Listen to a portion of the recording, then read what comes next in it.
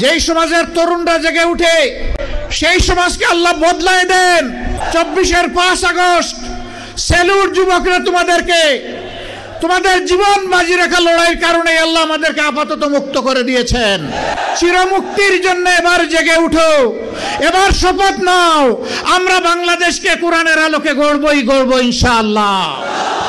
আসুন এমন জীবন গঠন করি যেই জীবন সর্বাবস্থায় আমার জন্য সম্মানের হয়, ফাঁসির রশিতে ঝুললেও যেন সম্মানের হয়, ফাঁসির পাতাটনের উপর দাঁড়ালেও যেন সম্মানের হয়, আবু সাইদের মতো বুক পেতে গুলি নিলে সেটাও যেন আনন্দের হয়।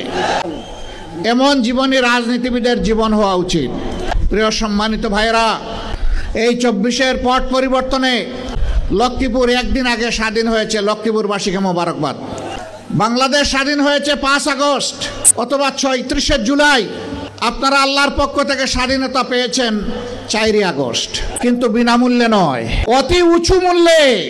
11টা তাজা প্রাণ এই শহরের মাটিতেই ঝরে গেল জালিমদের হাতে। এইভাবে যুগে যুগে যারা দুনিয়া থেকে বিদায় নিয়েছেন, আমি তাদেরকে গভীর শ্রদ্ধার সাথে স্মরণ করছি।